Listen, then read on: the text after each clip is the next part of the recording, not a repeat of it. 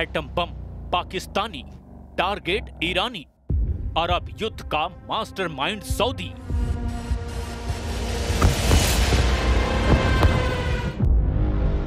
इस वक्त पश्चिम एशिया से लेकर के अरब की जमीन पर जो जंगी पैंतरे चल रहे हैं वो वाकई सर्वनाश के पुख्ता संकेत हैं।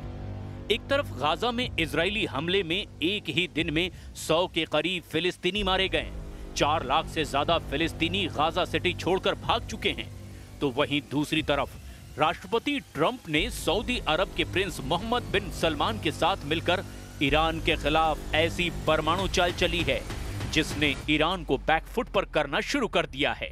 हैरानी की बात तो यह है कि अमेरिका और सऊदी अरब ने मिलकर पाकिस्तान को अपना पहला परमाणु मोहरा बनाया और फिर अरब की जमीन पर सऊदी अरब को पाकिस्तान के परमाणु बम के जरिए परमाणु संपन्न देश बनने का रास्ता साफ कर दिया है।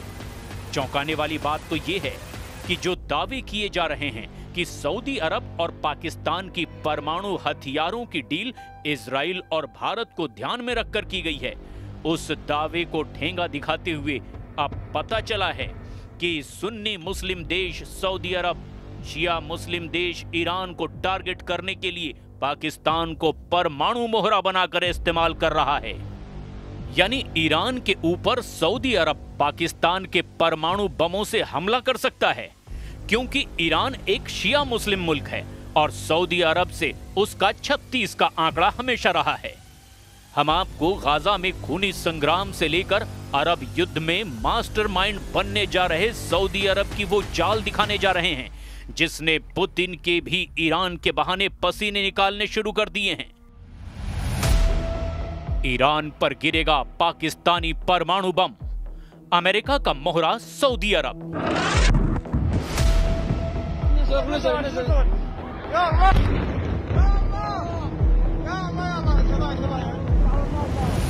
अब आप ये जान लीजिए कि 9 सितंबर को जब कतर पर इजराइल ने जबरदस्त मिसाइल हमला किया तो हमास के 5 नेताओं समेत 6 लोगों की जान चली गई।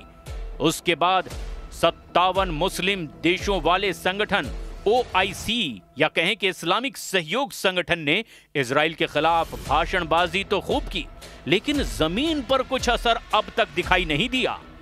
9 सितंबर को कतर पर इजराइल ने मिसाइल हमला किया और मात्र इस हमले के 10 दिन के अंदर ही सऊदी अरब और पाकिस्तान के बीच परमाणु हथियारों को लेकर डील हो गई, या यूं कहें कि सऊदी अरब के बेतहाशा कर्ज में डूबे पाकिस्तान ने अपने परमाणु हथियार सऊदी अरब को एक तरह से बेच ही दिए। एक्सपर्ट्स का दावा है कि इस पूरी परमाणु और युद्ध की डील के बीच अमेरिका के राष्ट्रपति ट्रंप हैं, जो ईरान के साथ साथ रूस को भी पश्चिम एशिया में कमजोर करना चाहते हैं, क्योंकि ईरान ही ऐसा इकलौता मुस्लिम मुल्क है जो रूस का आंख मूंद कर यूक्रेन युद्ध में साथ दे रहा है, और ईरान ही इकलौता ऐसा शिया मुल्क होने वाला है जिसके पास अपने दम पर खुद के हथियार हो सकते हैं। पाकिस्तान और सऊदी अरब ने 17 सितंबर को रियाद में एक रणनीतिक पारस्परिक रक्षा समझौते पर हस्ताक्षर किए। इस समझौते पर पाकिस्तानी प्रधानमंत्री शहबाज शरीफ, सेना प्रमुख फील्ड मार्शल आसिम मुनीर और सऊदी क्राउन प्रिंस मोहम्मद बिन सलमान ने हस्ताक्षर किए। ये समझौता 9 सितंबर को कतर पर हुए इजरायली हवाई हमले के लगभग 10 दिन बाद हुआ, जिसमें हमास नेताओं को निशाना बनाया गया। कई रक्षा विशेषज्ञों ने दावा किया कि इस समझौते से भारत और इजराइल को खतरा बढ़ गया है। हालांकि पाकिस्तान की रहने वाली किंग्स कॉलेज लंदन में डिपार्टमेंट ऑफ वॉर स्टडीज में सीनियर फेलो आयशा सिद्दीकी के मुताबिक सऊदी अरब ने यह सौदा ईरान को ध्यान में रखते हुए किया है। आयशा सिद्दीकी ने यह भी कहा कि इस सौदे को अमेरिका का समर्थन हासिल है। एक मीडिया में लिखे लेख में आयशा सिद्दीकी ने कहा कि इस समझौते के समय पाकिस्तान में 2 व्यापक प्रभाव पैदा किए। पहला ये कि इजरायली आक्रमण से भयभीत और अपने सहयोगियों की सुरक्षा के लिए अमेरिका पर भरोसा न करने वाला सऊदी अरब सुरक्षा के लिए पाकिस्तान की ओर देखने लगा, और दूसरा ये कि ये समझौता एक व्यापक सुरक्षा समझौते की ओर ले जा रहा है जिसमें पाकिस्तान मध्य पूर्व में शांति का गारंटर बन सकता है। ऐसी अवधारणाएं निश्चित रूप से भारत के साथ हाल ही में युद्ध की स्थिति के बाद खास तौर पर अमेरिकी राष्ट्रपति डोनाल्ड ट्रंप के 5 जेट मार गिराए जाने वाले बयान के बाद से बनी हैं। आयशा सिद्दीकी के मुताबिक 3 बातें ध्यान करने योग्य है। पहला, पाकिस्तान दशकों से सऊदी अरब की मदद करता रहा है। दूसरा, ये वास्तव में इजराइल का नहीं बल्कि ईरान का मामला है। और तीसरा, इस कदम को संभवतः अमेरिका की मौन स्वीकृति हासिल है। उनके इस बयान का आधार यह भी है कि अमेरिका कभी भी ऐसा नहीं करेगा जिसका नकारात्मक असर इजराइल पर पड़े। अमेरिका और इजराइल पक्के दोस्त हैं।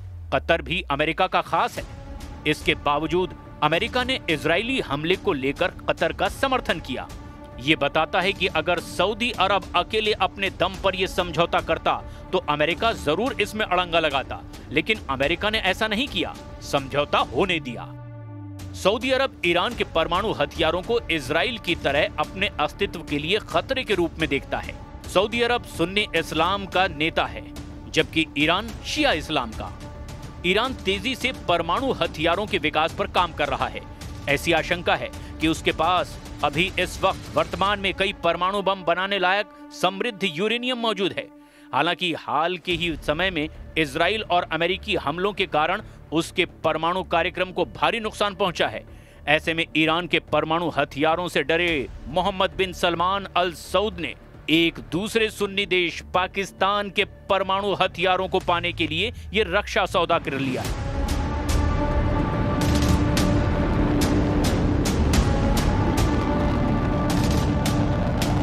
और वैसे इस वक्त तराजू में क्योंकि जब होता है कि एक पर हमला दूसरे पर हमला, तो फिर ज़ाहिर पाकिस्तान की तो भारत के साथ नहीं बनती। और हालिया भी जंग हुई, तो क्या ये समझा जाए कि बाकायदा तौर पर वो भी उस तरीके से इन्वॉल्व होंगे? अगर पाकिस्तान और भारत का तनाज़ा होता है, फिर सऊदी अरब का किसी से तनाज़ा होता है, तो हमारी भी फोर्सेज इन्वॉल्व होंगी? जी बिल्कुल, इसमें कोई शक नहीं है। हमने कोई किसी जो है वो मुल्क का नाम नहीं लिया कि कौन मुल्क जो है वो अग्रेसर होगा तो हम जो है वो रिटेलिएट करेंगे। ना सऊदी अरेबिया ने उसका कोई नाम लिया है, ना हमने कोई नाम लिया है। तो इट इज़ जस्ट एक अम्ब्रेला है जो प्रोवाइड किया गया है दोनों अतराफ से कि किसी के साथ भी एग्रेशन हो, किसी साइड से भी एग्रेशन हो, वो जॉइंटली उस चीज़ को जो है डिफेंड किया जाएगा, उस एग्रेशन का जवाब दिया जाएगा। पाकिस्तान के प्रधानमंत्री शहबाज शरीफ के साथ पाकिस्तानी सेना प्रमुख आसिम मुनीर, उप प्रधानमंत्री इशाक डार, रक्षा मंत्री ख्वाजा आसिफ, वित्त मंत्री मोहम्मद औरंगजेब और हाई लेवल डेलीगेशन सऊदी अरब पहुंचा है। जिस वक्त इस रक्षा समझौते पर साइन किए जा रहे थे, तब पाकिस्तानी सेना प्रमुख आसिम मुनीर भी वहां मौजूद थे। एक अधिकारी ने रॉयटर्स को बताया कि यह समझौता किसी खास देश या घटना के खिलाफ नहीं हुआ, बल्कि दोनों देशों के बीच लंबे समय तक चले गहरे सहयोग का आधिकारिक रूप है। लेकिन हकीकत में यह समझौता ईरान पर दोहरी मार है। उसके परमाणु फैसिलिटी पर हमले हो चुके हैं और सऊदी अरब को पाकिस्तान के परमाणु हथियार मिलने का रास्ता साफ हो चुका है। लेकिन हैरानी की बात यह है कि सऊदी अरब, कतर और पाकिस्तान कतर पर हमले और गाजा में कत्लेआम पर इजराइल के खिलाफ एक भी सख्त कार्रवाई नहीं कर पाए हैं, जबकि गाजा में इजराइल फिलिस्तीनियों को गाजा सिटी से भागने पर मजबूर कर रहा है। Gaza to Saudi Arab, Trump Netanyahu का अरब युद्ध।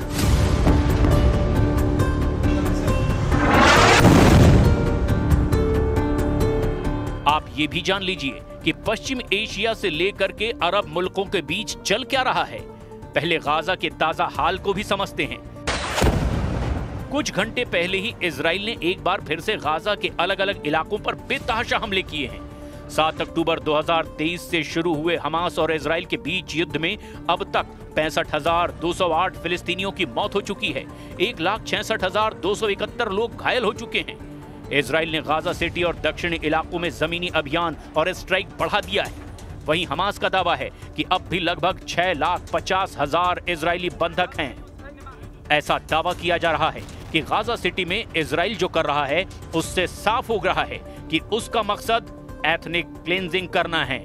लाखों लोग इस वक्त इजरायली हमले की वजह से बेघर हैं। शहर में कई बिल्डिंग्स को आईडीएफ के जरिए तबाह किया गया है। ऑपरेशन में सिर्फ 2 हफ्ते में 20 से ज्यादा टावर ब्लॉक ध्वस्त कर दिए गए हैं। सेना का कहना है कि इन इमारतों का इस्तेमाल हमास करता था, जबकि स्थानीय लोग और संयुक्त राष्ट्र मानवाधिकार कार्यालय यानी OHCHR इसे नागरिकों को जबरन उजाड़ने की कोशिश बता रहा है।